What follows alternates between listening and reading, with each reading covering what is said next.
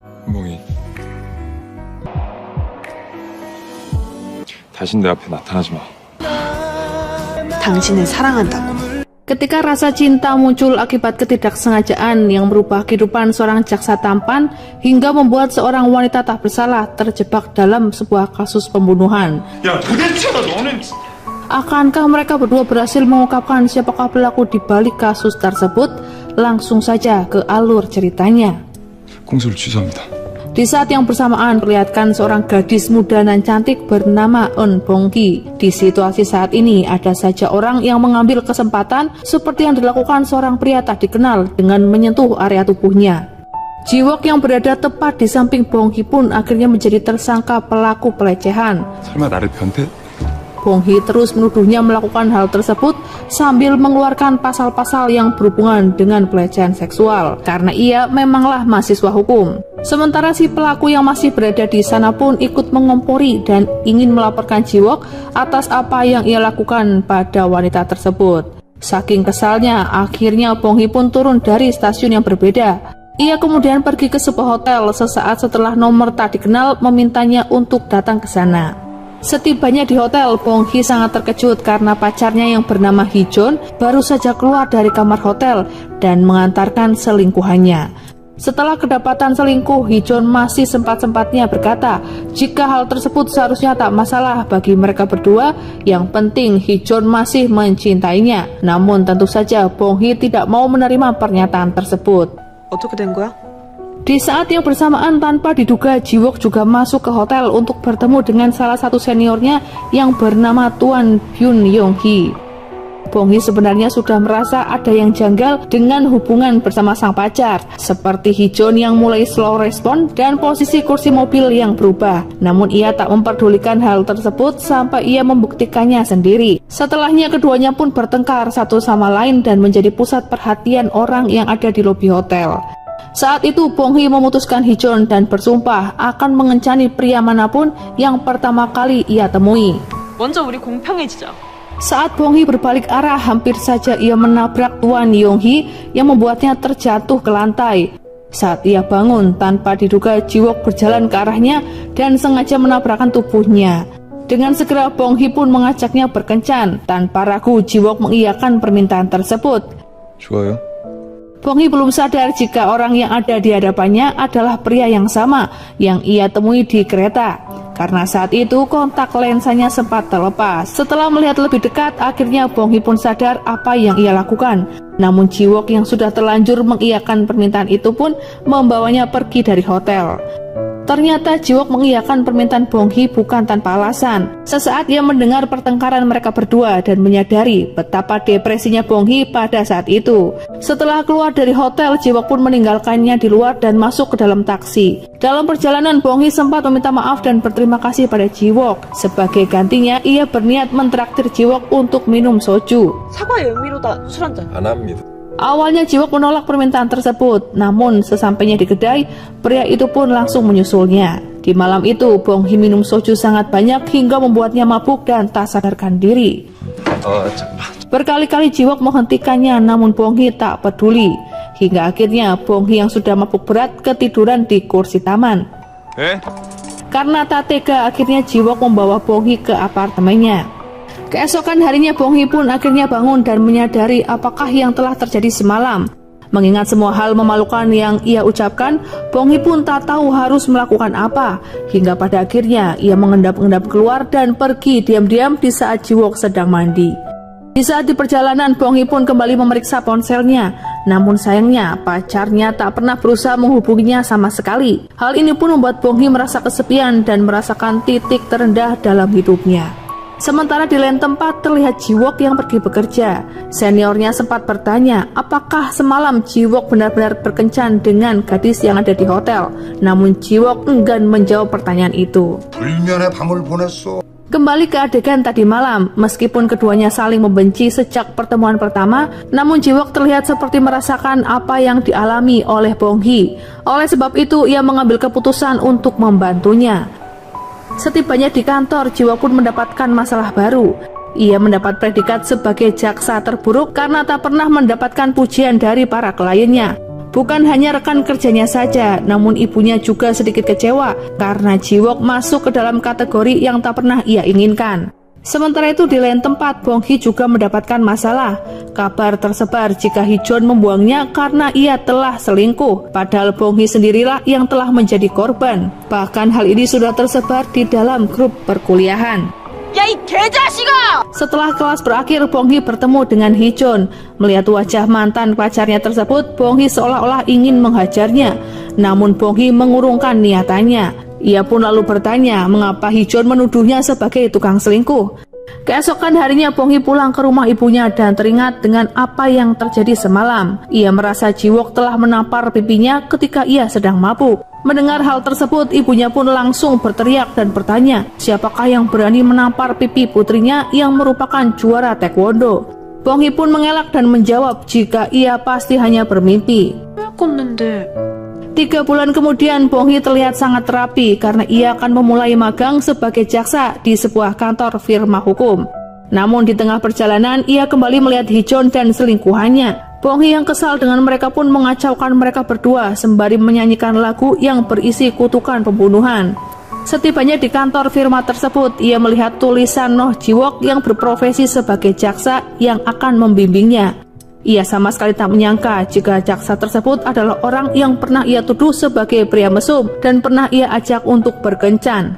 Saat memasuki ruangan itu, Bong Hee kaget bukan kepalang, dan disinilah Jiwok membalaskan perilaku tak baik wanita tersebut. Ia menjelek-jelekan Bong Hee di depan rekan-rekannya sebagai wanita yang tak tahu sopan santun. Bong Hee pun tak mau kalah, ia akhirnya memberitahu semua kelakuan Jiwok di beberapa pertemuan mereka, yang membuat nama Jiwok menjadi bahan tertawaan rekan kerjanya. 잤나요? 안 잤나요? Selama di sana, Jiwok memerintahkan Bong Hee untuk melakukan banyak hal yang berhubungan dengan kasus yang sedang mereka hadapi. Sedangkan Jiwok hanya duduk santai di kursinya sambil mengawasi anak magang yang baru.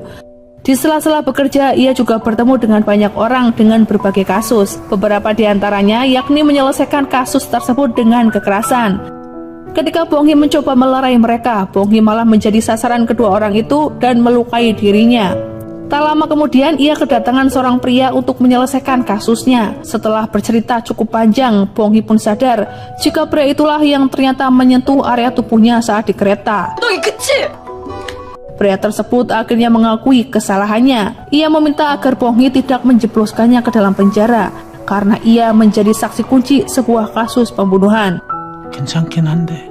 Di suatu malam saat pria ini sedang mengintip tetangga apartemen, tiba-tiba ia melihat pemandangan yang di luar dugaan. Ia memergoki seorang pria berada di balkon apartemen. Mendengar hal tersebut, Bong Hee pun memintanya untuk berhenti mengintip orang lain dan menyuruhnya segera keluar. 가세요. Pada saat jam makan siang, Bong Hee kembali bertemu dengan Hijon dan wanita yang sekarang menjadi pacarnya. Ia kembali menyanyikan lagu kematian yang membuat mereka berhenti dan melihat penampilan Bong Hee yang berantakan. Namun ternyata Jiwok melihat mereka dari kejauhan dan berniat menghampiri Bong Hee. Ia pun berkata, meskipun penampilan Bong Hee yang berantakan, namun ia tetap terlihat sangat cantik.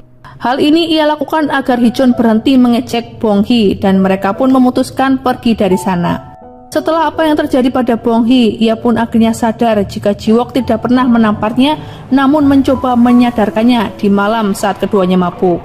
Setelah jam makan siang selesai, mereka kembali bekerja. Seperti biasa, Jiwok memintanya untuk membersihkan diri. Ia juga meminta Bong Hee untuk berhenti menyanyikan lagu kutukan kematian sebagai ancaman untuk pacarnya. Ia memperingatkan Bong Hee agar tidak bersikap sebagai korban karena ia adalah jaksa yang sangat adil. Sesaat keluar dari kantor, Hijon menemui Bong Hee dan berkata jika Bong Hee masih belum move on darinya. Ia menduga jika semua yang dilakukan jaksa Jiwok adalah rekaan. 너 보라고 그랬어. Bong Hee yang kesal akhirnya memintir tangan mantan pacarnya hingga ia kesakitan. Bong Hee lalu meminta Hijon untuk segera mengambil barang-barang yang tertinggal di apartemennya. Setelah pulang bekerja, di malam itu terlihat Bong Hee sedang menulis buku hariannya. Ia mengungkapkan jika selama beberapa bulan terakhir, ia telah banyak belajar hal dari jaksa Jiwok. Bahkan jika diperhatikan, sepertinya Bong Hee mulai jatuh hati padanya. Ia membayangkan Jiwok bersama dirinya hingga membuatnya terjatuh dari kursi. Di malam yang sama, cuaca pun cukup panas yang membuat Bong Hee ingin keluar mencari udara segar. Ia pun melepas kacamata dan melihat keluar sehingga tak bisa melihat objek dari kejauhan. Sesaat setelah itu ia pun pergi keluar untuk membeli minuman. Ketika ia sedang keluar, terlihat seorang pria misterius di sekitar apartemen dengan pakaiannya yang tertutup. Pria itu seperti memasukkan seseorang ke dalam tangki air. Tak lama setelah itu ia pun masuk ke dalam apartemen Bong Hui. Dari arah yang berbeda terlihat Hee-jeon yang datang ke sana untuk mengambil barang dan menemui mantan pacarnya tersebut. Ketika Hee-jeon membuka pintu apartemen, betapa kagetnya ia melihat orang lain berada di sana. Tanpa diduga, pria tersebut pun menghabisi Hee-jeon dan meninggalkan mayatnya di dalam apartemen. Di lain tempat, Bong Hee yang tak tahu apa yang telah terjadi pulang menuju apartemen. Selama perjalanan, ia sempat berpapasan dengan si pembunuh tersebut yang menggunakan sepeda. Singkat cerita, Bong Hee pun sampai di apartemennya. Setelah membuka pintu, ia pun tersandung dan menyadari Hee-jeon tergeletak di sana. Bong Hee pun tanpa sengaja menyentuh tubuh Hee-jeon dan tangannya berlumuran darah yang membuatnya sadar jika pria itu telah tewas. 용의자인 거죠.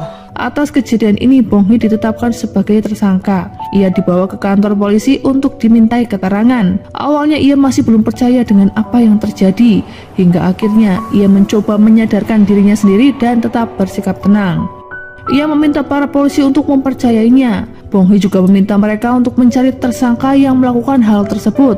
Jika mereka menahannya, maka tersangka akan menghilang dan mereka juga akan kehilangan saksi dan bukti.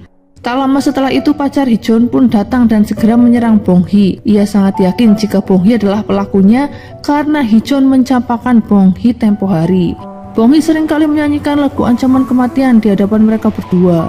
Bong Hee pun mencoba membela diri, namun sayangnya ia tak bisa lari dari kasus tersebut. Ia harus menjalani segudang pemeriksaan yang membuktikan dirinya bersalah atau tidaknya. Saat itu terlihat Ji-wook yang sudah berada di kantor.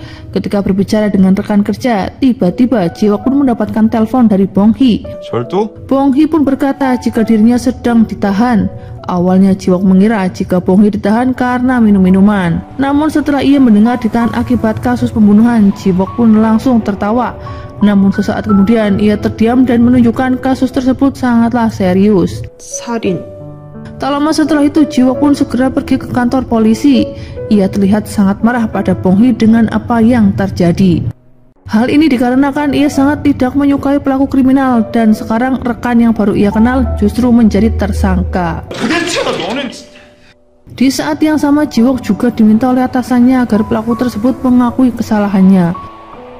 Bong Hee berkata jika Ji-wook adalah satu-satunya orang yang bisa ia andalkan. Mendengar hal tersebut, Ji-wook mencoba menenangkan diri dan meminta Bong Hee untuk membersihkan pakaiannya, karena pakaian berlumur darah tersebut bisa menjadi salah satu bukti kejahatan. Pada saat sedang membersihkan diri, Bong Hee pun mengakui apa yang ada di dalam hatinya. Walaupun Hee-jeon mengkhianati dan mencampakkan, namun ia masih memiliki perasaan pada Hee-jeon dan berdoa agar pria itu beristirahat dengan tenang. Beberapa hari kemudian, Bong Hee pun dipindahkan ke sebuah tempat, namun sesampainya di sana, ada banyak wartawan yang telah menunggu kedatangannya. Beberapa di antara mereka bersikap kasar dengan menarik masker dan kacamata yang membuat Bong Hee kesulitan melihat dan menyembunyikan wajahnya. Tak lama setelah itu, penyelidikan pun dimulai dan Ji-wook sendirilah jaksa yang menanganinya. 가혹한 검사라고. Ji-wook yang merasa tak sanggup menangani kasus ini sendirian akhirnya menelpon Ji Eun-hyuk, salah satu pengacara yang sudah lama tidak berkomunikasi dengannya. Hal ini menjadi kebanggaan tersendiri bagi Eun-hyuk karena berkat Bong Hee, Ji-wook akhirnya menghubunginya lagi. Setelah Ji-wook pergi, ibu Bong Hee pun akhirnya datang mengunjungi putrinya dan membawakan kacamata lamanya. Berkat kacamata tersebut, akhirnya Bong Hee dapat melihat dengan baik. Saat itu Bong Hee sempat bersedih melihat keadaan ibunya. Bekerja sebagai terapis spa membuat ibunya kelelahan dan harus membagi 2 koyo di tangannya. Hal ini membuktikan jika hidup ibunya sangatlah sulit. Di lain tempat terlihat Ji-wook dan rekannya yang mencoba mencari bukti di apartemen tempat tinggal Bong Hee. Setibanya di sana, mereka melihat CCTV rusak sehingga tak ada jejak rekaman pembunuhan tersebut. 야, 이게 CCTV도 Ketika memasuki ruangan apartemen dan melihat jejak darah di lantai, Ji-wook pun dapat menggambarkan kejadian di malam itu. Namun hingga saat ini mereka belum bisa menemukan bukti apapun kecuali buku harian Bong Hee yang berisi tentang dirinya. Tak lama kemudian mereka pun akhirnya menerima telepon bahwa bukti pembunuhan telah ditemukan. Para petugas menemukan sebuah pisau yang letaknya 7 km dari tempat kejadian. Di saat yang bersamaan mereka berdua juga menemukan pisau dengan ukuran yang sama yang disembunyikan di bawah kulkas. Ini artinya ada 2 barang bukti yang telah ditemukan. Setelah menemukan kedua barang bukti tersebut, Ji-wook pun segera membawanya ke pusat forensik untuk dilakukan pemeriksaan. Setibanya di sana, ia meminta dokter yang menangani hal itu untuk merahasiakan salah satu barang bukti tersebut. Waktu pun berlalu dan hari persidangan akhirnya tiba. Semua orang masuk ke dalam ruangan untuk menyaksikan persidangan. Bong-hee sebagai terdakwa didampingi oleh Eun-juk sebagai pengacaranya. Tak lama kemudian, Ji-wook pun masuk ke dalam ruangan dan menjadi jaksa dalam persidangan. Ji-wook lalu membacakan tuduhan yang dilakukan pada Bong-hee. Setelah apa yang ia lakukan, Bong-hee dijatuhi pasal 250 UU Pidana. Tak lama kemudian pengacara Ji pun membantah tuduhan tersebut. 흔히들 쓰는 표현이죠. Setelah itu, pacar Hee-jeon memberikan kesaksian jika selama ini Bong-hee seringkali melakukan ancaman pembunuhan dengan menyanyikan lagu kutukan. Tuduhan ini pun semakin menguat setelah ada seorang saksi pria membenarkan tindakan Bong-hee. Namun pengacara Eun Hyuk kembali melakukan pembelaan. Ia berkata jika lagu itu hanyalah candaan belaka dan si pria yang menjadi saksi ini juga pernah ditolak oleh Bong-hee untuk berkencan dengannya, yang membuat pernyataan tersebut bisa saja karena alasan dendam. 아니 그거는 Sementara di luaran sana, kasus pembunuhan ini pun menjadi trending topik dan dibicarakan semua orang. Sebelum hakim memutuskan untuk menjatuhkan hukuman, tiba-tiba Ji-wook kembali bicara dan berkata jika ia mempunyai bukti tambahan. Pengacara Eun Hyuk juga meminta hakim untuk menolak bukti tersebut, namun sayangnya hakim menolak dan persidangan tetap dilanjutkan. Ia pun mengeluarkan salah satu pisau yang mereka temukan beberapa hari lalu. Dari bukti tambahan tersebut, Ji-wook berkata jika pembunuhan yang dilakukan adalah pembunuhan berencana. Bong-hee yang menjadi pelaku sama sekali tak menyesali perbuatannya. Oleh sebab itu, ia pun meminta agar pelaku tersebut dijatuhi sanksi 15 tahun penjara. Mendengar hal tersebut, wajah Bong-hee seketika berubah. Ia tak menyangka jika orang yang sangat ia andalkan akan melakukan hal tersebut. Di saat itu, pengacara Eun Hyuk segera membela Bong-hee dengan berkata tuduhan tersebut tak masuk akal. Dengan segera Ji-wook pun berdiri dan berkata jika ia masih mempunyai bukti yang lain. Hal ini pun membuat seisi ruangan semakin tegang. Orang-orang terlihat penasaran dengan bukti tersebut. Ji-wook mengeluarkan bukti berupa pisau kedua yang sempat dirahasiakan dan berkata 2 bukti tersebut ditemukan di tempat yang berbeda. Salah satu bukti berada 7 km dari TKP yang membuat si pelaku tersebut tidak mungkin membuang bukti itu secepat kilat. Sepertinya jaksa Ji-wook mempunyai cara tersendiri untuk menyelamatkan Bong-hee. Ia sengaja mengorbankan karirnya untuk menyelamatkan wanita itu. Tak lama setelah itu, Bong-hee pun keluar dari ruangan persidangan. Para wartawan menunggunya di luar dan dikelilingi banyak orang yang membuat Bong-hee teringat dengan kejadian di malam pembunuhan. Sementara itu, setelah kejadian ini, Ji-wook harus menerima amukan dari atasannya karena telah melakukan hal di luar batas. Bukan hanya amukan, namun akibat kejadian ini dipecat dari pekerjaannya. Keesokan harinya ia pun membereskan semua barang-barang dan mengucapkan perpisahan dengan rekan-rekannya. Sesaat setelah keluar dari kantor, ia kembali bertemu dengan Bong-hee. Ji-wook pun berkata jika mereka bertemu karena sudah takdir. Namun ternyata Ji-wook malah meminta Bong-hee untuk tidak menemuinya lagi dan tidak berurusan dengannya. Padahal saat itu Bong-hee bukan hanya sekedar ingin mengucapkan rasa terima kasih, namun juga ingin mengungkapkan perasaannya. Bong-hee mengaku sejak pertama kali mereka bertemu, ia sudah jatuh hati pada Ji-wook dan hal ini berlangsung singkat. Namun sayangnya Ji-wook mencoba untuk menghindar dari Bong-hee. Agar tidak terjadi kesalahpahaman, akhirnya Bong-hee pun berkata jika tujuannya ke sana adalah untuk memberikan hadiah, yang membuat Ji-wook berhenti begadang. 이거 드리려고요. Mendengar hal tersebut, Ji-wook pun merasa jika Bong-hee menguntit kehidupan pribadinya. Namun lagi-lagi Bong-hee mengelak dan berkata jika wajar saja ia tahu mengingat mereka sudah cukup lama bekerja sama. Di saat yang bersamaan, Bong-hee juga menyinggung kasusnya beberapa waktu yang lalu dan berjanji akan mengungkapkannya sendiri. Ia berkata pada Ji-wook jika ia sempat bertemu dengan pelaku pembunuhan tersebut karena mereka pernah berpapasan.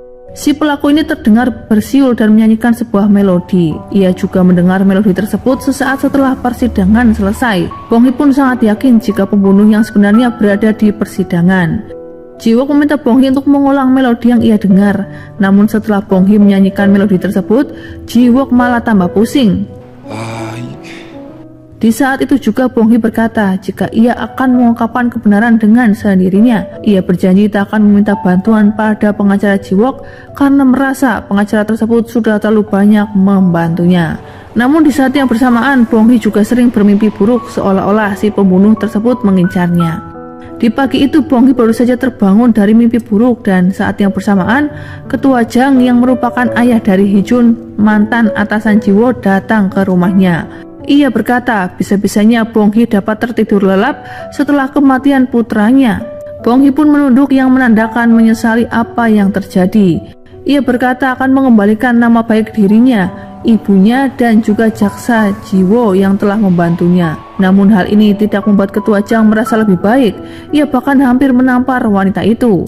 Sementara di lain tempat, Ji-wook pun akhirnya mendapatkan pekerjaan baru.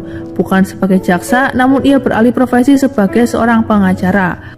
Ia juga akan berada satu tempat kerja bersama pengacara lain seperti pengacara Ji Eun-hyuk, Byun dan juga ketua bank.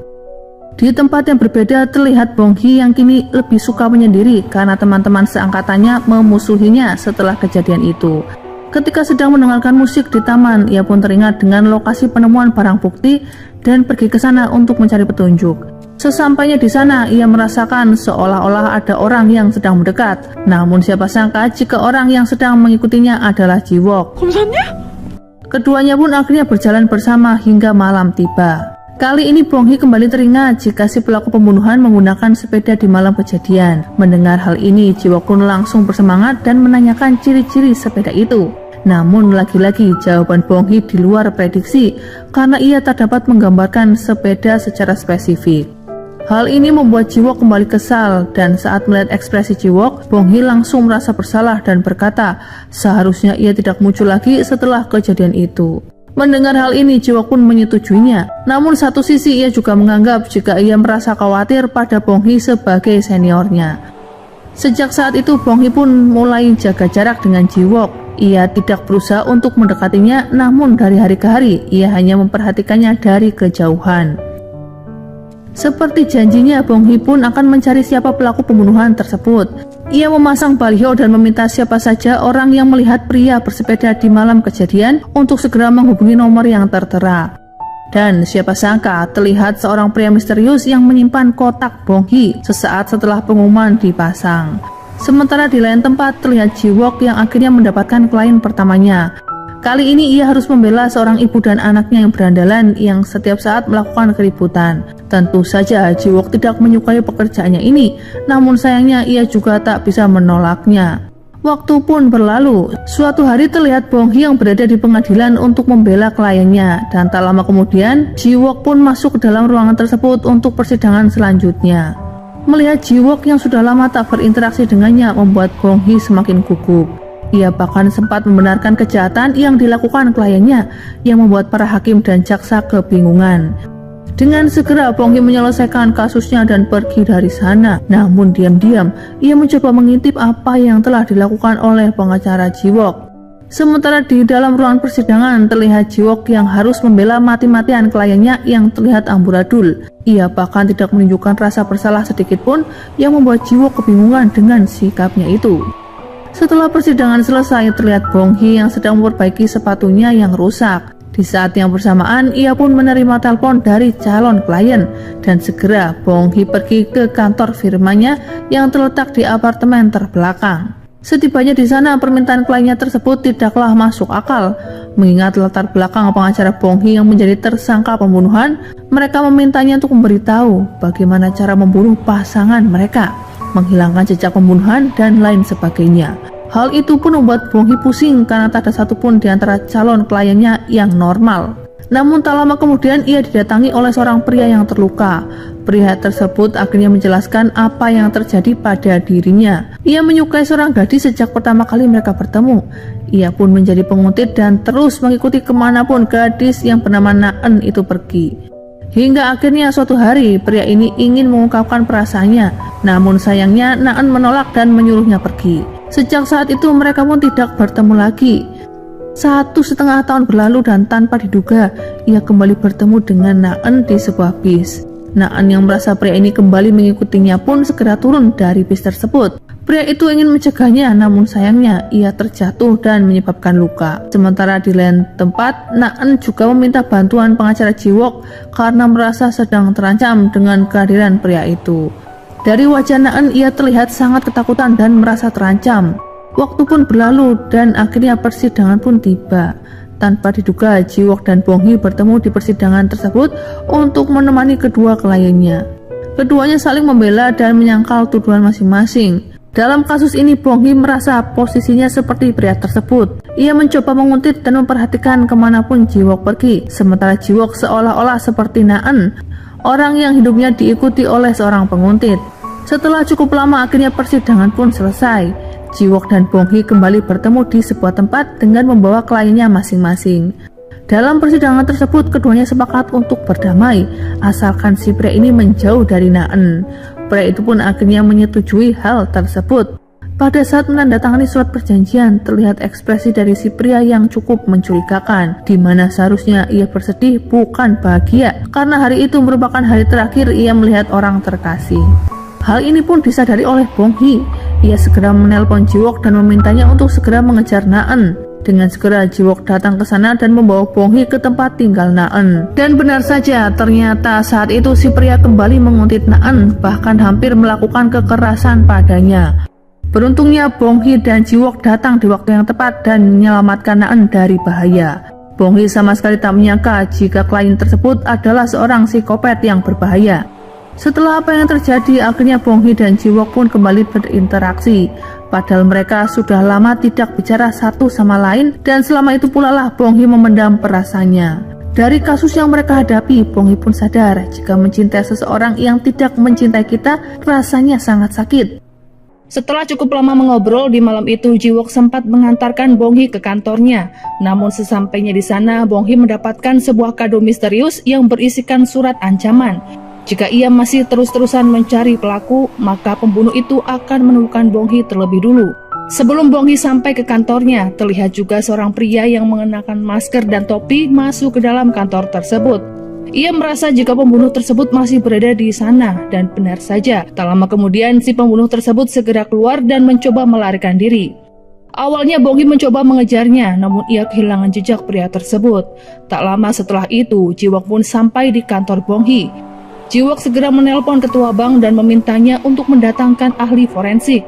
Takut si pembunuh itu kembali lagi ke sana, Jiwook pun akhirnya menawarkan tumpangan pada Bong Hee dan memintanya untuk tinggal sementara di rumahnya. Keesokan harinya, ahli forensik pun datang ke kantor Bong Hee untuk melakukan pemeriksaan. Bong Hee meminta agar ahli forensik menemukan sesuatu yang ia butuhkan, namun si ahli forensik tak bisa menjanjikan apapun. Terlihat ahli forensik ini cukup mencurigakan, mulai dari ekspresi dan juga tingkahnya. Ia menyembunyikan benda yang sempat terjatuh tadi malam, yang akan membuat kita berpikir jika si ahli forensik ini adalah tersangka pembunuh yang asli. Setelah ahli forensik ini pergi, tak lama kemudian kepala bank pun datang untuk memperingatkan Bong Hee jika nanti malam akan terjadi pemadaman listrik. Oleh sebab itu, ia meminta Bong Hee untuk segera pergi dari sana. Kepala bank juga sempat menemani Bong Hee mengambil rekaman CCTV di toko sepatu yang lokasinya tak jauh dari situ. Beralih ke adegan selanjutnya, saat itu terlihat Jiwook menemui ketua Jang. Ia bertanya maksud dan tujuan pengacara tersebut menemui Bong Hee. Ia mengetahui sesaat setelah kejadian melihat mobil dinas pria tersebut di sekitar apartemen Bong Hee. Ketua Jang hanya mengatakan tujuannya ke sana hanyalah untuk mengecek keadaan Bong Hee dari waktu ke waktu. Jiwook sempat meminta rekaman black box mobil tersebut, namun pengacara Jang tidak mau memberikannya. Jiwook tahu jika pria ini mencoba untuk memalsukan bukti dan membuat Bong Hee bersalah. Sesaat setelah Jiwook pergi dari sana, ia pun meminta seluruh anak buahnya untuk menyebarkan rumor jika pengacara Jiwook mencarinya dan mendatangkan malapetaka. Hal ini akan membuat Jiwook dibenci oleh semua orang. Kembali ke adegan sebelumnya, setelah imbauan tersebut, Bong Hee sama sekali tidak punya tujuan. Mau tak mau, akhirnya ia pun meminta tolong pada Jiwook untuk menampungnya sementara waktu. Pada saat Jiwook pulang bekerja, ia pun melihat Bong Hee yang sudah berada di depan rumahnya sambil membawa barang bawaannya. Tentu saja Jiwook tak menolak permintaannya tersebut. Selama ini, Jiwook juga merasa kesepian tanpa kehadiran Bong Hee. Keesokan harinya Bong Hee pun terlihat di sebuah restoran untuk mengerjakan beberapa hal. Ketika ia pergi, tiba-tiba beberapa pria mencoba mengambil barang-barangnya. Namun seorang wanita asing yang berada di sampingnya pun menyadari dan berusaha mencegah hal tersebut. Sempat terjadi keributan antara mereka, namun tak lama kemudian Bong Hee pun datang dan membantu melawan mereka. Tak lama setelah itu, para pria pencuri tersebut pun akhirnya dijemput oleh petugas. Setelahnya mereka pun sempat berkenalan dan baru diketahui jika wanita yang membantu Bong Hee adalah seorang jaksa bernama Cha Yong Jung. Siapa sangka jika Cha Yong Jung adalah mantan pacar pengacara Ji Wook. Wanita itu rupanya sempat berselingkuh dengan pria asing yang mengkhianati kekasihnya. Kali ini pengacara Cha akan bertemu dengan Ji Hae, wanita yang pernah menjadi selingkuhan Hee Jun. Keduanya rupanya memiliki latar belakang yang sama. Ji Hae mengaku jika Cha adalah role modelnya. Ia banyak belajar hal soal dunia hukum dari wanita tersebut. Beralih ke adegan selanjutnya, saat itu Bong Hee terlihat di kantor firma hukum dan tanpa kedatangan klien satupun. Namun tak lama kemudian ia menerima telepon dari teman sekolahnya yang menawarinya pekerjaan. Teman sekolahnya itu meminta Bong Hee untuk segera datang ke sebuah kedai soju. Sesampainya di sana, Bong Hee melakukan hal yang tidak terduga agar mereka menyukai dan menjadikannya sebagai partner. Ia berusaha sekuat mungkin agar mereka menyukai Bong Hee. Di saat yang bersamaan, terlihat Ji Wook juga ada di tempat tersebut. Ia mencoba memperhatikan apa yang Bong Hee lakukan dan tidak menyangka ia akan melakukan apapun demi pekerjaan sampai sejauh itu. Setelah cukup puas minum bersama, calon partner kerjanya berkata jika mereka ingin menjadikan Bong Hee sebagai resepsionis pengacara yang harus berpenampilan seksi untuk menarik klien. Mendengar hal tersebut, Bong Hee pun merasa tersinggung dan ingin membuat pelajaran. Namun Ji Wook pun segera datang untuk mencegahnya. Bong Hee yang terlanjur malu akhirnya memutuskan untuk pergi dari sana. Namun Ji Wook yang juga setengah mabuk segera mengejar Bong Hee untuk meminta Bong Hee bekerja lagi dengannya. Bong Hee pun segera mengantarkan Ji Wook pulang. Hingga keesokan paginya, saat Ji Wook terbangun, ia sama sekali tak ingat kejadian semalam. Ji Wook bahkan terbangun tanpa mengenakan sehelai pakaian pun. Saat ia bertanya pada Bong Hee apa yang terjadi, Bong Hee hanya tersenyum malu dan tak mau menjawab pertanyaannya. Setelah kejadian itu, Ji Wook pun merasa canggung kepada Bong Hee sampai ia mengendap-endap ketika akan keluar rumah. Namun Bong Hee yang pagi itu juga punya urusan lain memergoki Ji Wook. Tak lama kemudian, Bong Hee pun menerima telepon dari analis Ko mengenai jejak DNA yang ia temukan di kantor Bong Hee beberapa waktu lalu. Hal aneh pun kembali terjadi. Terlihat orang yang menelpon Bong Hee tersebut berada di samping mayat berlumuran darah. Si analisis tersebut pun mengatakan jika ia tak menemukan apapun di meja kerja Bong Hee. Ketika Bong Hee sedang menelpon, tanpa diduga jaksa Cha datang ke tempat itu untuk menemui mantan pacarnya yang tak lain adalah Ji Wook. Bong Hee pun langsung menyadari jika wanita tersebut adalah mantan pacar Ji Wook yang telah berselingkuh. Ia pun teringat dengan perlakuan Ji Wook padanya beberapa hari lalu saat Hee Jun menyakitinya. Bong Hee segera mendekati Ji Wook dan berpura-pura sebagai pacarnya, lalu mengajak Ji Wook pergi dari tempat itu.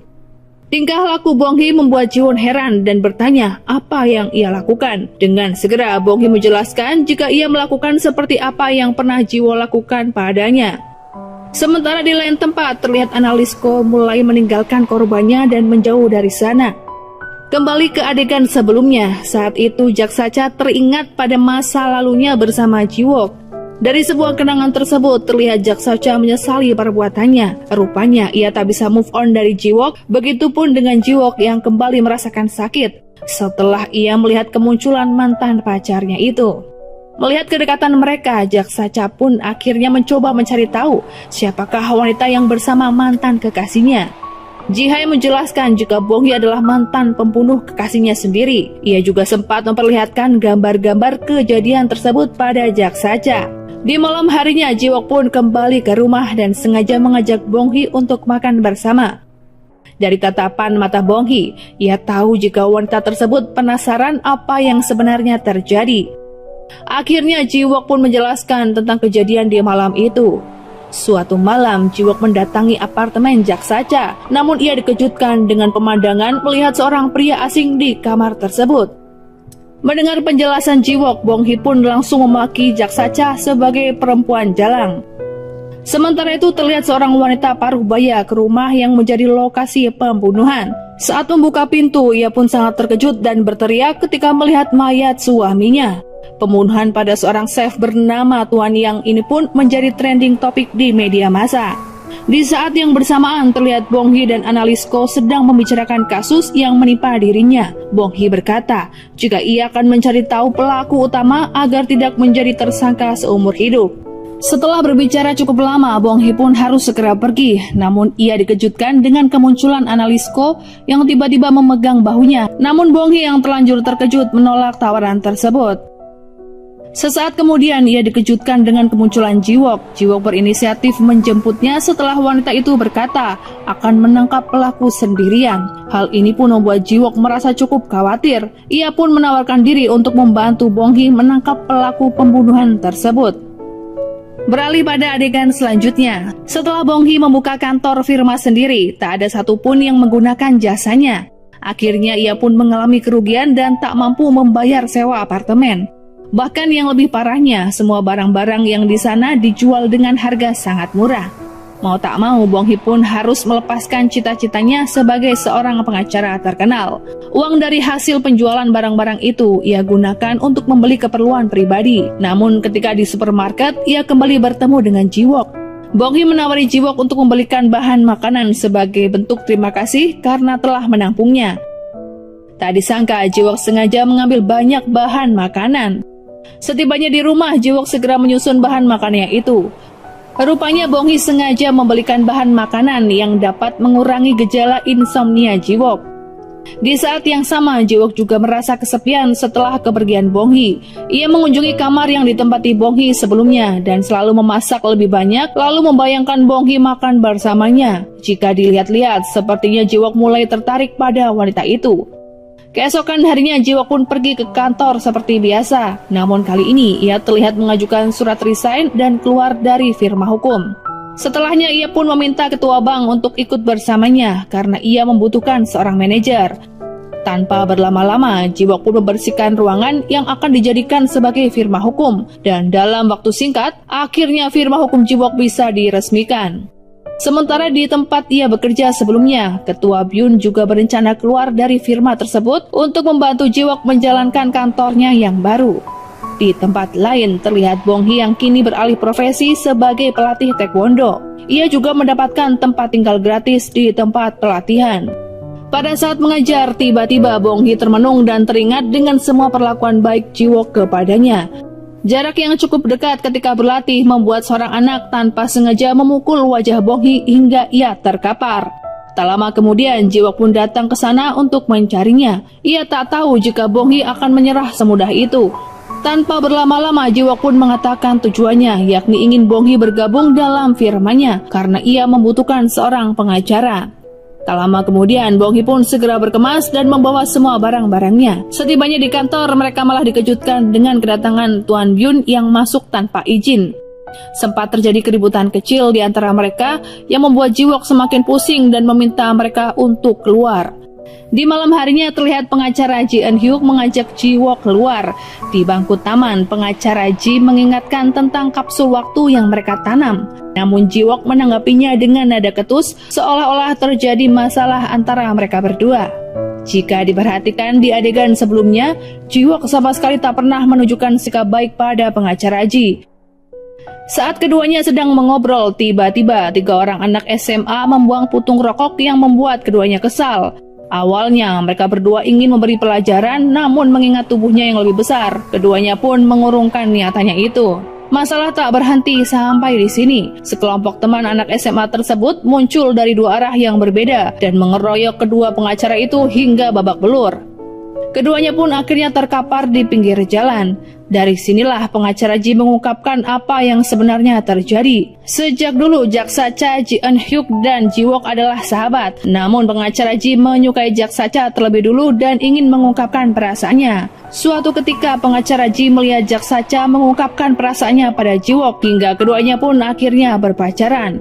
Awalnya pengacara Ji mengira jika ia bisa menyerah dengan perasaannya sendiri. Namun ternyata ia gagal sehingga kejadian di malam itu pun akhirnya terjadi. Hal inilah yang membuat Jiwok sangat membencinya dan tidak mau bicara padanya untuk sekian lama. Akan tetapi, pengacara Ji mencoba untuk memperbaiki kesalahan tersebut dengan terus berbuat baik pada Jiwok. Setelah apa yang terjadi, sebenarnya Jiwok tak bisa membenci mereka berdua karena merekalah yang menemaninya sejak kecil dan sangat berarti bagi kehidupan Jiwok. Namun satu sisi, ia juga masih sakit hati ketika kekasih dan sahabatnya mencoba berkhianat. Setelah mendengar penjelasan pengacara Ji, Jiwok pun segera pulang ke rumahnya dan kali ini ia pun ketahuan oleh Bong Hee. Dengan segera Bong Hee mengobati luka di wajah Jiwok, kemudian Jiwok tertidur pulas.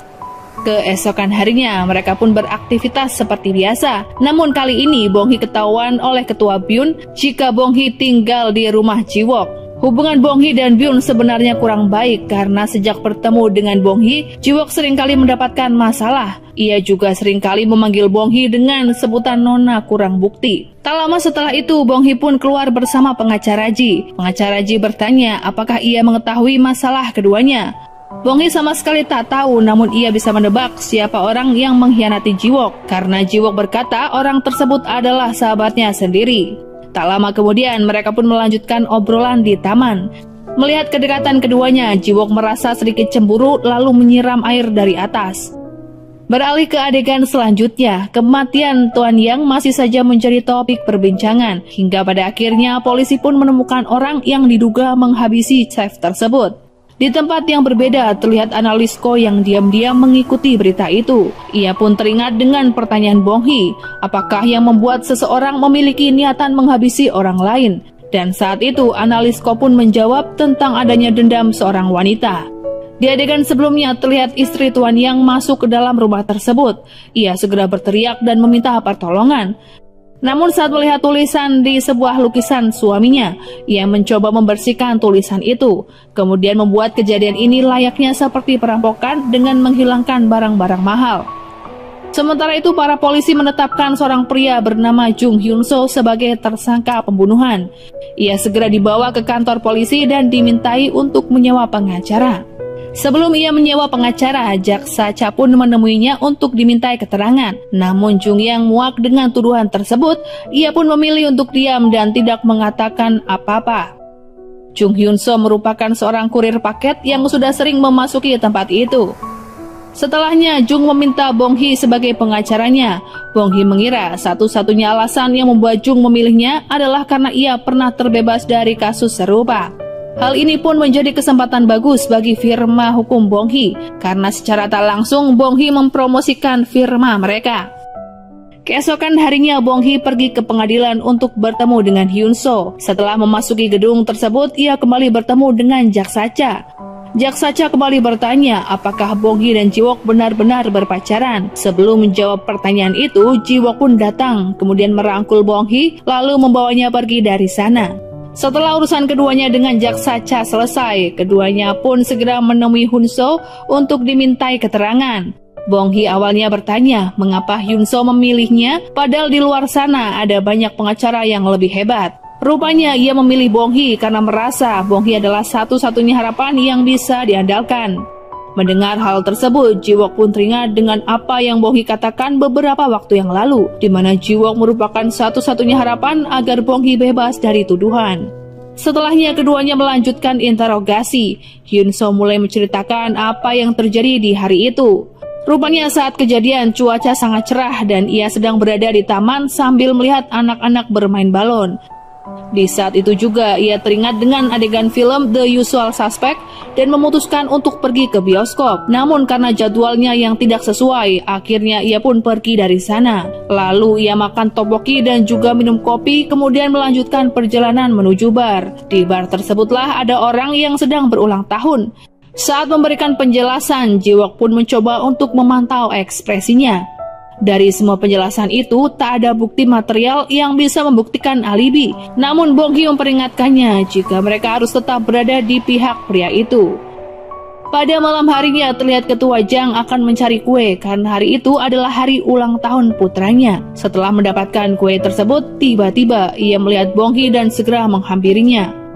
Ia terlihat sangat marah karena di malam itu Bong Hee masih sempat tersenyum. Saking kesalnya dengan Bong Hee, ia pun mencekik wanita itu hingga hampir tak bisa bernapas. Setelah cukup lama, akhirnya Ketua Jang melepaskan tangannya dari leher Bonghi. Dengan suara lirih dan ketakutan, Bonghi kembali mengatakan jika ia bukanlah pelaku pembunuhan putranya. Setibanya di rumah, Jiwok pun sempat melihat bekas cekikan yang ada di leher Bonghi. Ia bertanya apa yang baru saja terjadi. Namun saat itu Bonghi mencoba menyembunyikan dan memilih untuk tidak membahasnya. Keesokan harinya Bonghi pun melanjutkan wawancara bersama Hyun So. Namun di hari itu Jiwok menelponnya dan mengajak Bonghi untuk mencari informasi pada orang-orang di sekitar kejadian. Pada saat mereka bertanya, terlihat semua orang menghindari kedua pengacara itu. Keduanya pun terus berjalan dan mencoba mencari jejak si pelaku. Namun tiba-tiba hujan turun yang membuat keduanya harus berteduh di bawah terowongan. Dari sini terlihat momen-momen romantis antara keduanya. Secara perlahan, Jiwok mencoba memperhatikan wajah Bonghi dan terlihat mulai menyukainya. Saat memasuki ruangan pengadilan, Bonghi kembali bertemu dengan Ketua Jang. Trauma dengan pelakuan pria itu, Bonghi secara spontan memegang lehernya. Di dalam ruangan, suasana semakin tegang karena keduanya harus berhadapan dengan Jaksa Cha yang menjadi jaksa dalam persidangan itu. Ji-hae membacakan tuntutan yang mengatakan Hyun So melakukan pencurian dan pembunuhan. Namun Jiwok terus membelanya dengan berkata jika tidak ada barang bukti pencurian yang dilakukan pria itu. Dalam persidangan ini, Hyun So juga tidak bisa dijadikan sebagai tersangka karena tak ada bukti yang cukup kuat untuk melakukan pembunuhan. Setelah persidangan selesai, semua orang meninggalkan ruangan sidang. Dari kejauhan, Jiwok melihat Jaksa Cha yang kurang sehat, bahkan kesulitan untuk berjalan. Tak ingin terjadi hal buruk dengannya, akhirnya ia pun menawarkan untuk mengantarkan Jaksa Cha pulang. Setibanya di rumah, Jaksa Cha meminta Jiwok untuk masuk dan minum teh. Namun Jiwok menolak karena ada urusan lain. Jaksa Cha pun mengungkap jika ia masih sangat mencintai Jiwok bahkan setelah keduanya putus. Ia ingin kembali lagi bersama Jiwok dan tetap berada di sisinya bagaimanapun keadaannya. Sementara di lain tempat, Bonghi terlihat sangat gelisah. Ia terus berjalan dan tak bisa diam saat menunggu kepulangan Jiwok. Hingga tengah malam, Jiwok tak kunjung pulang yang membuat Bonghi segera mencarinya. Setelah membuka pintu, ia pun melihat Jiwok dan segera berlari memeluknya. Awalnya Jiwok ingin memeluk Bonghi, namun ia mengurungkan niatannya itu. Di saat yang bersamaan, Bonghi pun mengutarakan perasaannya dan berkata jika ia menyukai Jiwok. Tak diduga, Jiwok justru meminta Bonghi untuk tidak menyukainya. Karena saat itu, Jiwok terlihat ketakutan untuk memulai hubungan dengan wanita baru. Setelah penolakan tersebut, Bonghi tentunya merasakan sakit hati karena cintanya bertepuk sebelah tangan. Ia menangis sepanjang malam di tempat tidurnya. Bukan hanya merasakan sakit, tapi pastinya ia juga malu setelah ditolak oleh Jiwok. Keesokan harinya keduanya saling canggung. Namun agar tidak terjadi kesalahpahaman, Bonghi berkata pada Jiwok jika ia tak perlu khawatir. Sesuai permintaan Jiwok, Bonghi akan berhenti menyukai dan mengulang semuanya dari awal. Hubungan keduanya saat itu murni hanya sebatas rekan kerja, sehingga Jiwok tak perlu khawatir jika perasaan Bonghi mempengaruhi kehidupan keduanya.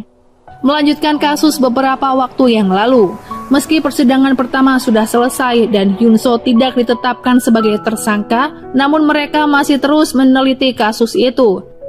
Pihak Jiwok sebagai pengacara bersikeras untuk mencari bukti jika Hyun So sama sekali bukan pelaku pembunuhan. Oleh sebab itu, ia dan timnya pun memutuskan untuk melanjutkan proses investigasi. Setelah rapat selesai, terlihat Bonghi dan pengacara Ji mengobrol di depan kantor. Saat itu, Bonghi masih kepikiran apa yang terjadi semalam yang tak bisa hilang dari pikirannya. Sementara pengacara Ji juga tahu apa yang terjadi di antara keduanya. Tak lama kemudian, Jiwok pun keluar dan mengajak Bonghi pergi ke TKP, tentunya untuk melakukan investigasi. Sesampainya di sana, mereka melihat CCTV yang telah rusak. Tak ada pilihan lain, mereka pun segera masuk ke dalam untuk menebus garis polisi. Di lain tempat terlihat Jaksa Cha yang juga sangat yakin jika Hyun So adalah pelaku pembunuhan. Hal ini terlihat dari ekspresinya yang sama sekali tak menunjukkan rasa takut. Untuk membuktikan kecurigaannya, ia lalu pergi ke TKP seorang diri. Pada saat Jiwok dan Bonghi berusaha untuk mencari bukti, tiba-tiba mereka mendengar seseorang yang masuk ke dalam dan mencoba bersembunyi. Tak lama kemudian, orang tersebut pun menyeret keduanya dari persembunyian. Tak diduga, orang tersebut adalah Jaksa Cha. Melihat keduanya, Jak Sacha pun mengajak Jiwok untuk mengobrol dan meminta Bong Hee segera pergi. Awalnya Bong Hee mengira jika ini adalah soal hubungan keduanya, namun ternyata Jak Sacha ingin memberikan bukti-bukti kejahatan Hyun So. Ia memberikan beberapa foto korban yang menjadi bukti kejahatan pria itu. Setelah investigasi selesai, Jiwok pun pergi menemui Hyun So seorang diri. Ia menunjukkan bukti-bukti tersebut dan menanyakan apa yang terjadi pada mereka sebelumnya. Jiwok juga mencoba untuk memberikan pertanyaan pancingan yang akan membuat Hyun So segera menjawab pertanyaan itu.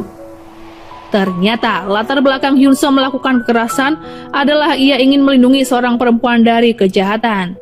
Di saat yang bersamaan, ia juga berkata jika mempunyai kesempatan, ia bisa menghabisi orang itu. Hal ini pun membuat amarahnya terpacu, kemudian memukul meja dan meremas foto tersebut. Tentu saja ini membuat Jiwok semakin kebingungan. Ia tak tahu apakah yang sedang ia lakukan tersebut benar atau salah. Jiwok terlihat tak bisa hidup tenang dan mencoba mencari tahu siapakah pelaku sebenarnya. Ia terus bekerja pada saat semua rekannya bersantai dan minum bir di kedai soju, hingga berakhir dengan keadaan mabuk. Melihat rekan-rekannya tersebut, Jiwok merasa semakin pusing hingga keesokan harinya. Ketika mereka semua sudah sadar, Jiwok pun segera memarahi mereka semua dan meminta mereka untuk mendapatkan bukti yang lebih kuat. Ketiga rekannya tersebut akan berbagi tugas. Bong Hee ditugaskan untuk melihat rekaman CCTV. Ketua bank diperintahkan mencari dokumen pendukung dan pengacara Ji ditugaskan untuk melakukan wawancara dengan warga setempat. Setelah berusaha cukup keras, akhirnya ketiga orang tersebut menemukan bukti yang membuat Hyun So bukanlah pelaku pembunuhan. Beberapa hari selanjutnya, persidangan pun kembali digelar. Kali ini, Ji Hae kembali mengeluarkan bukti-bukti yang mereka temukan pada saat kejadian. Dalam kejadian tersebut, mereka menemukan bukti berupa sidik jari dan kancing baju yang terjatuh di dalam rumah. Mendengar tuntutan ini, Jiwok pun segera melakukan pembelaannya. Ia berkata jika bukti sidik jari tersebut adalah hal yang wajar, karena sebelum kejadian, Hyun So sempat ke sana mengantarkan sebuah paket kepada korban. Di saat yang bersamaan, korban berusaha memindahkan sofanya. Namun karena tak cukup kuat mengangkat sofa itu sendirian, Hyun So pun membantu dan membuat kancing baju tersebut terlepas. Selain itu, kancing tersebut berada di dalam sebuah rumah beberapa waktu sebelum kejadian berlangsung. Setelahnya, seorang wanita tua juga memberikan kesaksian. Ia melihat seorang pria berpakaian hitam mengenakan topi keluar dari rumah si korban. Pada saat Jiwok bertanya apakah ia membawa tas, wanita tersebut menjawab tidak. Hal ini pun membuktikan Hyun So bukanlah pelaku perampokan. Karena dari kejadian ini, Nyonya Yang berkata, jika barang-barang berharga mereka hilang, tak mungkin bagi perampok tersebut membawa barang tanpa menggunakan tas. Tak hanya sampai di situ, Jiwok juga menambahkan bukti yang membuat semuanya akan tercengang. Di hari kejadian tersebut, Nyonya Yang melaporkan kejadian sekitar 1 jam siang. Namun Jiwok menemukan rekaman CCTV yang memperlihatkan mobil Nyonya Yang di sana pada jam 11 siang. Dapat diartikan Nyonya Yang sedang menyembunyikan sesuatu. Jiwok kemudian mengalihkan kecurigaannya pada Nyonya Yang. Ia mencoba bertanya dengan nada mengintimidasi, tentunya agar Nyonya Yang merasa tertekan dan menjawab pertanyaannya. Tanpa berlama-lama, Nyonya Yang pun menjawab pertanyaan Jiwok. Ternyata ia sengaja menyembunyikan bukti kejahatan. Pada saat kejadian berlangsung, Nyonya Yang kembali ke rumahnya. Saat itu ia melihat mayat suaminya tergeletak di sana. Untuk menyembunyikan aib keluarga, ia menutupi bukti yang ditinggalkan. Nyonya Yang sempat berkata jika ia melakukan hal itu untuk menutupi apa yang dilakukan suaminya pada wanita muda, dan berita ini telah tersebar di televisi. Bisa saja orang yang melakukan hal ini adalah orang yang mencoba melindungi wanita tersebut. Setelah apa yang dilakukan oleh Nyonya Yang membuat Hyun So terbebas dari tuduhan sebagai pelaku pembunuhan. Setelah kasus ini selesai, Jiwok dan seluruh rekannya merayakan kemenangan pertama mereka di kedai soju. Namun pada saat itu terlihat jika Jiwok sama sekali belum merasa tenang dan masih ada yang janggal. Berbeda dengan mereka yang sangat puas dengan kemenangan ini. Pada saat mereka sedang bersenang-senang, mereka juga meminta Bong Hee untuk menyanyikan sebuah lagu. Dengan segera Bong Hee pun bernyanyi dengan suaranya yang sangat merusak telinga. Bong Hee pun menyanyikan melodi yang ia dengar beberapa waktu lalu. Namun secara spontan, Hyun So melihatnya dengan tatapan yang mencurigakan. Siapa sangka orang yang bersiul dan menyanyikan melodi tersebut adalah Hyun So. Ia juga berada di persidangan dan selalu mengawasi Bong Hee kemanapun wanita ini pergi. Lalu siapakah sebenarnya Hyunso? Apakah ia pelaku pembunuhan kedua orang sebelumnya? Atau apakah hubungannya dengan Analisko yang juga terlihat mencurigakan di awal? Saat semuanya sedang minum-minum, tiba-tiba Jiwook mendapatkan telepon dari orang yang berada di bar yang dikunjungi Hyunso sebelumnya. Setibanya di sana, dua orang pasangan menunjukkan foto mereka. Sebuah penjelasan yang Hyunso sampaikan beberapa waktu lalu seperti yang ada di dalam foto tersebut. Hal ini pun membuat Jiwook semakin curiga dengan apa yang disembunyikan oleh Hyunso. Setelahnya, Jiwook pun pergi dari sana dengan segudang pertanyaan. Siapakah sebenarnya Hyunso? Apakah yang ia lakukan dan apa yang ia inginkan? Jiwook tak ingin terburu-buru menyimpulkan dan mencoba menyembunyikan kecurigaannya itu. Ketika melihat Hyunso, ia meminta untuk kembali minum bir dengannya.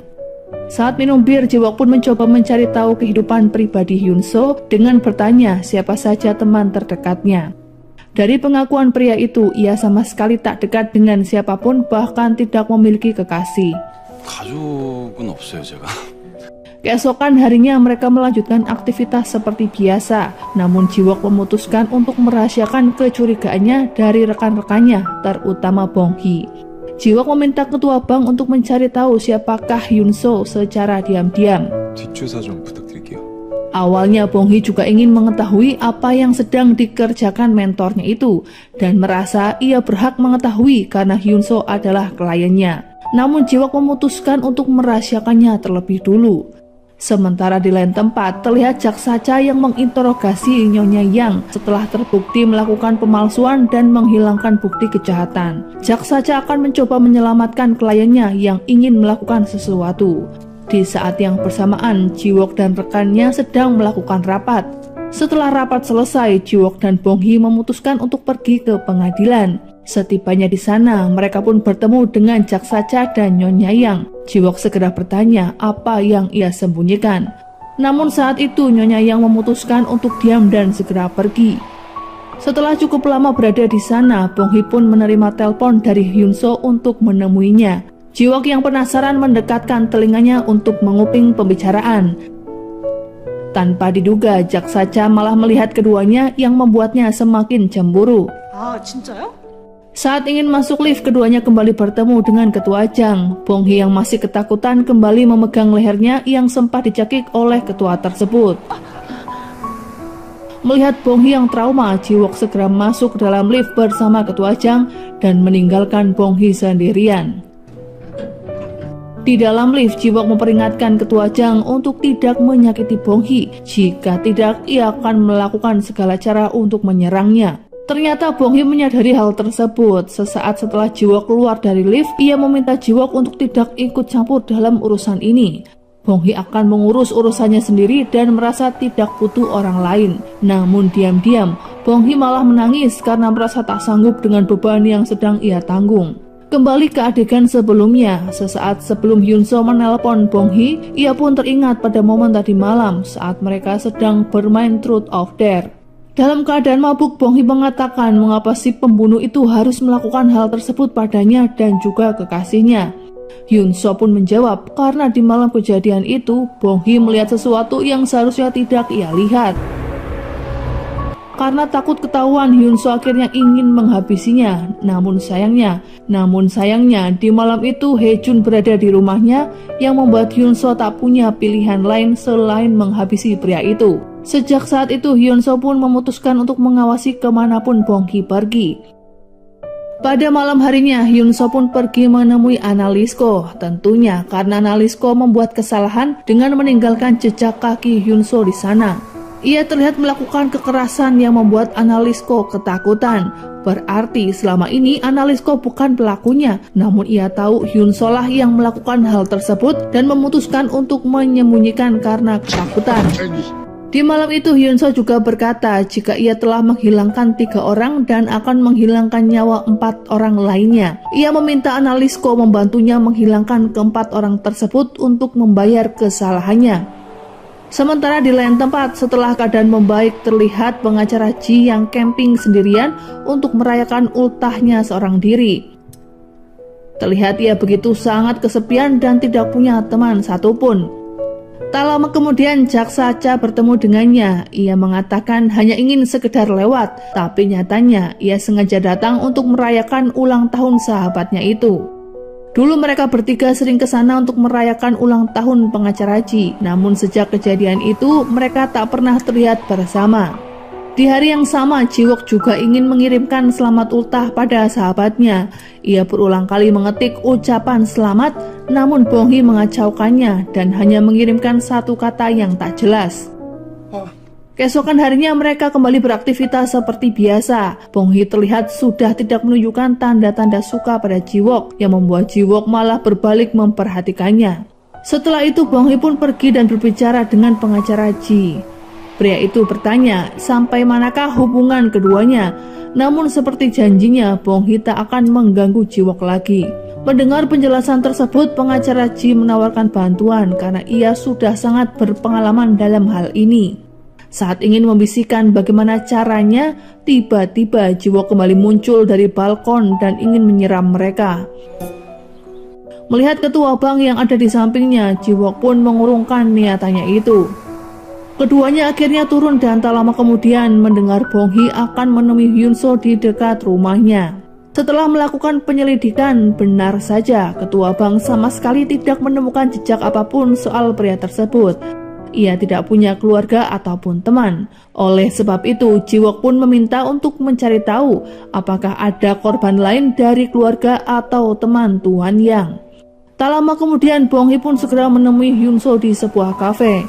Di saat yang bersamaan, Jiwok mengikutinya tanpa sepengetahuannya. Di sana mereka berdua akhirnya melihat Jiwok. Saat itu Hyun-soo mulai kepikiran jika pengacara tersebut mulai mencurigainya, apalagi setelah Jiwok menanyakan hal privasi di malam itu. Setelah dari sana, Jiwok kembali mencari bukti kejahatan Hyun-soo. Di saat itu, ia pun teringat pada saat persidangan berlangsung, ia melihat Analisko yang berada di persidangan. Tanpa berlama-lama, ia pun menemui Analisko untuk dimintai keterangan. Ia pun bertanya apakah hubungan Analisko dengan Hyun-soo ataupun Tuan Yang. Analisko menjawab jika mereka tak punya hubungan, ia kesana hanya untuk menyaksikan persidangan selanjutnya. Mendeteksi kebohongan yang diucapkan pria ini, Jiwok pun langsung berkata jika ia mengetahui Analisko menyembunyikan sesuatu. 보면 바로 알 수 있는데. Ia meninggalkan kartu nama dan berharap Analisko akan menghubunginya. Pada saat itu wajah Analisko langsung tegang dan tak bisa berkata apa-apa. Setelah ketahuan, Analisko malah melakukan hal yang tidak terduga. Ia menelpon Bong-hee dan berkata jika ia sudah mengetahui siapakah yang mengirimkan hadiah, kemudian memintanya untuk segera datang. Di malam yang sama, Jiwok juga menerima telepon dari jaksa Cha. Ia menemukan bukti lain yang disembunyikan Nyonya Yang dan meminta Jiwok untuk langsung melihatnya sendiri. Awalnya Bong-hee ingin meminta Jiwok untuk menemaninya, namun setelah menelpon berulang kali, Jiwok tidak mengangkat telepon itu sehingga ia memutuskan untuk pergi sendirian. Setibanya di sana, Bong-hee tidak menemukan siapapun dan hanya berdiam diri menunggu Analisko. Padahal sebelum ke sana, Hyun-soo yang sepertinya sudah mengetahui rencana Analisko segera menemui dan membawanya pergi dari sana. Tak lama kemudian Jiwok pun sadar jika Bong-hee membutuhkan bantuannya. Ia segera melaju ke tempat di mana Bong-hee berada. Setibanya di sana, ia melihat wanita tersebut menunggu sendirian. Melihat kepedulian Jiwok, Bong-hee pun terharu sampai kontak lensanya kembali terlepas. Setelah menjemput Bong-hee, Jiwok pun segera membawanya pulang ke rumah. Namun terlihat jelas jika pria ini bukan hanya khawatir, tapi juga menyesali penolakan yang ia lakukan. Ia juga teringat dengan segala momen-momen menyenangkan yang pernah keduanya lalui. Hingga tanpa diduga, Jiwok secara refleks mendekati Bong-hee lalu menciumnya. Setelah itu Bong-hee pun masuk dalam kamar dengan sejuta kebingungan. Apakah benar Jiwok mulai mencintainya? Tak lama kemudian Bong-hee pun ingin keluar kamar dan ia dikejutkan dengan Jiwok yang tiba-tiba muncul di depan pintu. Untuk meluruskan apa yang terjadi, akhirnya Bong-hee dan Jiwok pun berbicara empat mata. Di saat itu Bong-hee berkata jika ia sudah menuruti permintaan Jiwok beberapa waktu lalu untuk tidak mencintainya lagi. Bong-hee berkata jika perasaannya pun sudahlah pudar. Beberapa saat kemudian Bong-hee kembali meninggalkan Jiwok. Namun dapat dilihat jika Bong Hee ternyata berbohong, ia masih memiliki perasaan pada mentornya itu. Terlihat juga penyesalan di wajah Ji-wook. Ia menyesal karena mendorong Bong Hee pergi dan menolak perasaannya. Kini Ji-wook seperti tak punya kesempatan untuk mencurahkan isi hatinya pada Bong Hee. Kembali ke adegan sebelumnya, saat itu Hyun Seo memaksa analis Ko untuk segera pergi dan membawanya menuju ke suatu tempat. Namun analis Ko yang sudah muak dengan sengaja mengerem mendadak dan ingin kabur dari sana.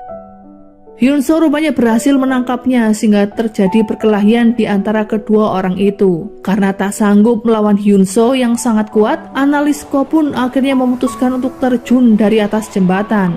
Hal ini membuat Hyun Seo kehilangan jejak analis Ko. Tak lama kemudian analis Ko pun hanyut dan menuju pinggiran sungai.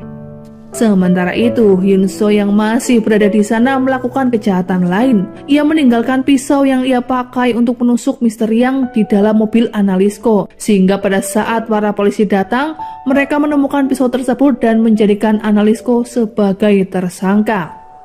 Di malam yang sama, Ketua Byun juga mengalami masalah baru. Malam itu ia memulangkan supirnya lebih cepat. Awalnya ia ingin menggunakan jasa supir online. Namun pada saat ingin mencari jasa supir tersebut, ia melihat seorang wanita yang sedang dalam bahaya. Akhirnya ia pun mencoba menyelamatkan wanita itu. Namun polisi rupanya salah paham dan mengira jika ia sedang ugal-ugalan. Akibat kejadian ini, Ketua Byun dikenai sanksi dan harus menjalani proses persidangan. Ia meminta rekan-rekannya menjadi pengacara dalam sidang itu, namun tidak ada yang mau membantunya. Kesempatan ini pun Bong Hee gunakan dengan baik. Ia akan membantu Ketua Byun dengan berharap hubungan keduanya akan membaik. Setelah tawaran ini, Ketua Byun merasa senang dan berharap Bong Hee dapat membantunya. Hari persidangan pun akhirnya tiba juga. Di luar ekspektasi, pembelaan Bong Hee terhadap Ketua Byun tidak cukup kuat untuk membebaskannya dari kesalahannya. Akibatnya, Ketua Byun tetap dinyatakan bersalah dan harus membayar denda. Hal ini membuat Ketua Byun menjadi kesal karena Bong Hee sama sekali tak berguna baginya. Setelah urusan dengan Ketua Byun selesai, kini mereka harus kembali melakukan investigasi. Kecurigaannya dengan analis Ko, Bong Hee dan Ji-wook pun berusaha mencari keberadaan pria itu. Namun rekannya berkata jika ia sedang cuti untuk sementara waktu. Tak lama kemudian mereka pun pergi ke apartemen analis Ko. Mereka bertemu dengan pemilik apartemen namun sedang ingin menjual bangunan tersebut. Mereka menggunakan kesempatan ini agar bisa masuk ke dalam apartemen. Setibanya di sana, keduanya berusaha untuk mencari barang yang terlihat mencurigakan. Setelah cukup lama, akhirnya keduanya menemukan sebuah foto berisi analis Ko dengan teman-temannya. Keduanya pun segera kembali ke firma hukum. Ji-wook segera meminta ketua bank untuk segera mencari tahu latar belakang setiap orang yang berada di dalam foto tersebut. Dengan segera ketua bank melakukan penyelidikan. Ia sering kembali ke TKP untuk melakukan investigasi. Tanpa diduga, pada saat itu Hyun Seo juga berada di sana dan melihat ketua bank. Pemilik bar mengaku jika pengacara bolak-balik ke sana dan bertemu dengan pasangan yang ia temui di malam itu. Hal ini membuat Hyun Seo sadar jika ia sedang dalam masalah. Setelah melakukan investigasi, ketua bank kembali ke firma hukum dan berkata ia sedikit kesulitan mencari jejak kepergian analis Ko. Namun berdasarkan pesan terakhir yang ia kirim pada Bong Hee, mereka berasumsi jika orang tersebut bisa jadi salah satu di antara ketiga orang di dalam foto itu.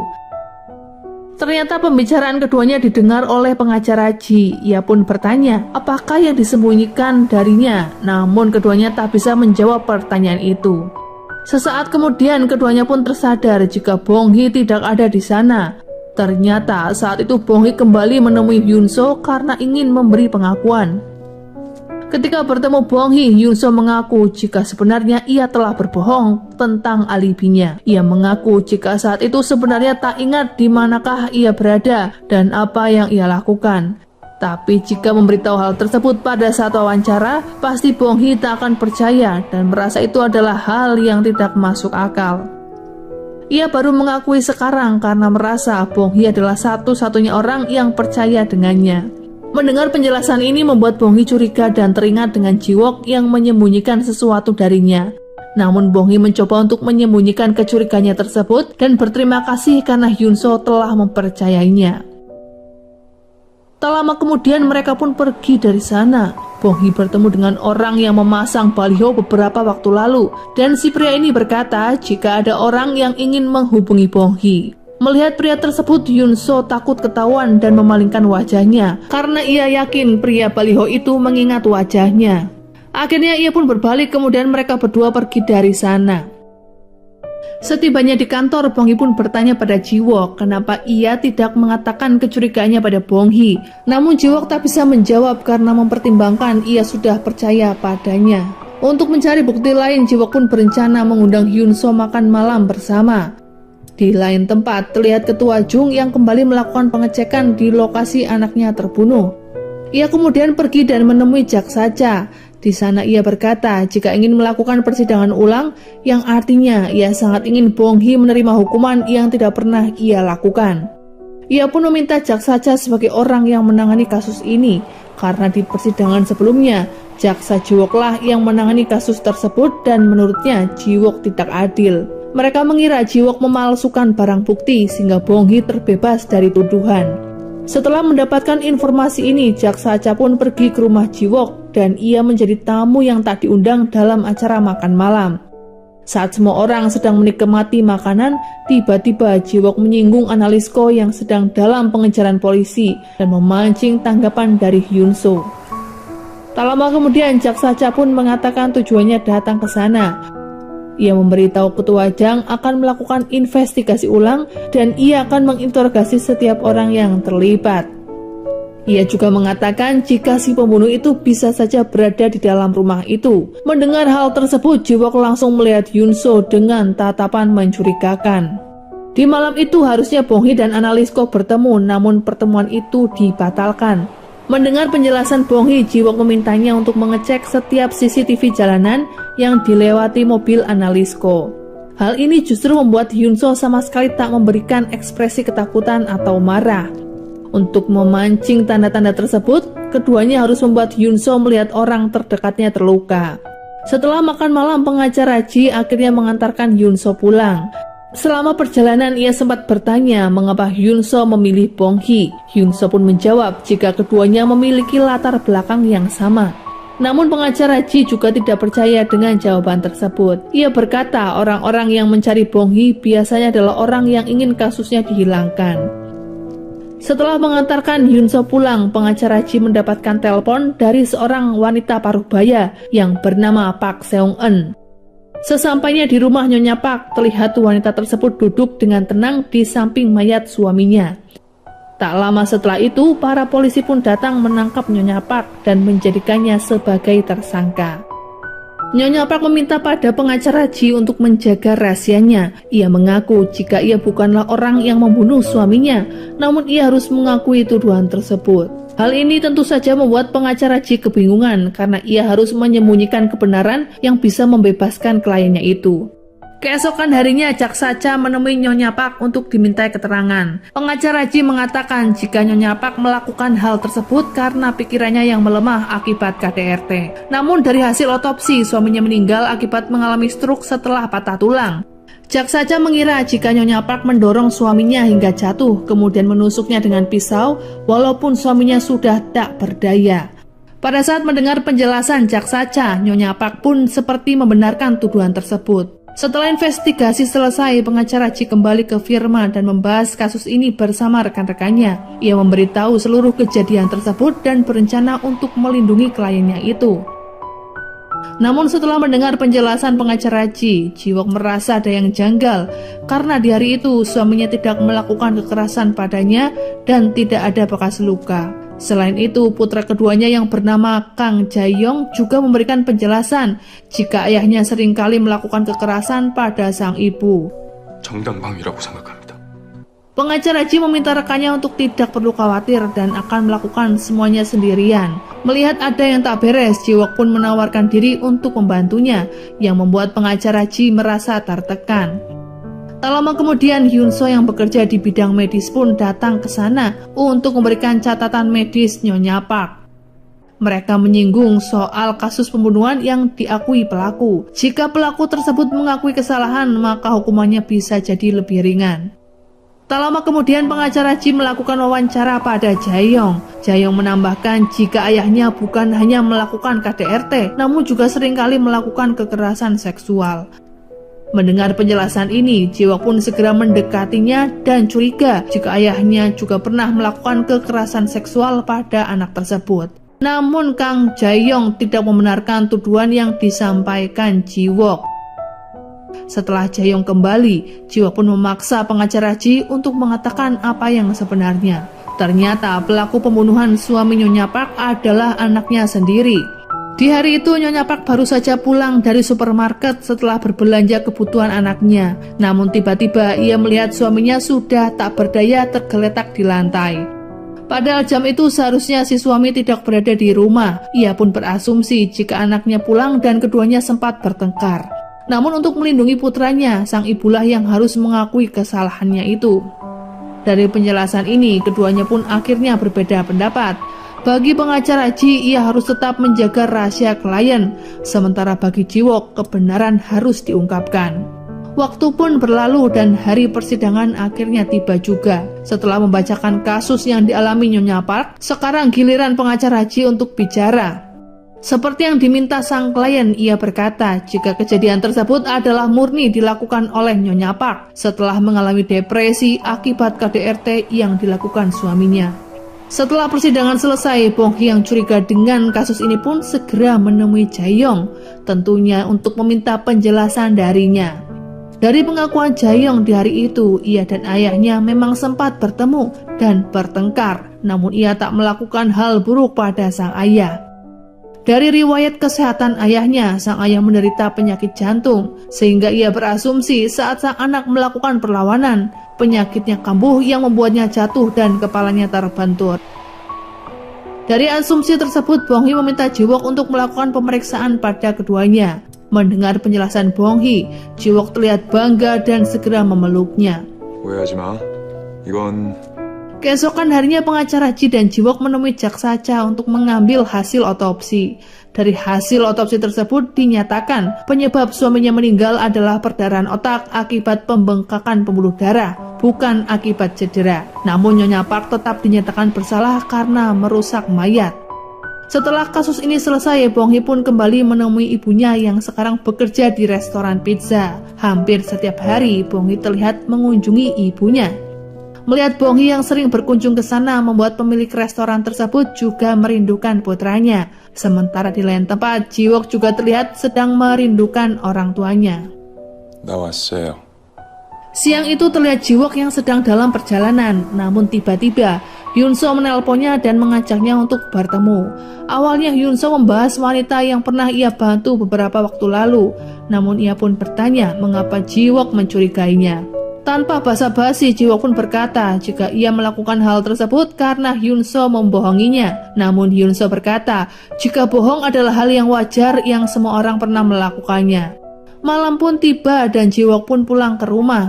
Pada saat Bong Hee bertanya dari manakah ia seharian, Ji-wook mencoba untuk menutupi pertemuannya dengan Hyun-soo. Namun tak lama kemudian, ia pun segera meminta Bong Hee untuk berbicara soal keluarga. Di sini Ji-wook akhirnya buka-bukaan soal keluarga. Ia mengatakan jika sebenarnya mempunyai dua ibu kandung dan sahabat ibunya yang ia anggap sebagai ibu sendiri. Ketika ia masih kecil terjadi sebuah insiden yang menewaskan ayah dan ibu kandungnya, hingga akhirnya sahabat ibunya lah yang mengadopsi dan membesarkan Ji-wook.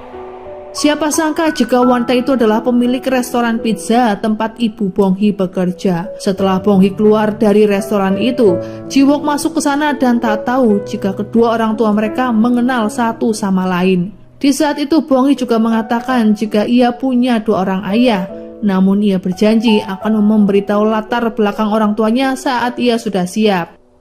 Tak lama kemudian keduanya pun berpisah dan tidur di kamar masing-masing. Ketika Ji-wook menutup matanya, ia kembali teringat dengan insiden kebakaran yang menewaskan orang tuanya. Di saat yang bersamaan terlihat seorang pria berbaju rapi dengan wajah samar dalam insiden tersebut yang membuat Ji-wook sangat ketakutan. Nantikan video selanjutnya ya guys. Buat kalian yang suka, jangan lupa untuk di like, komen, dan subscribe.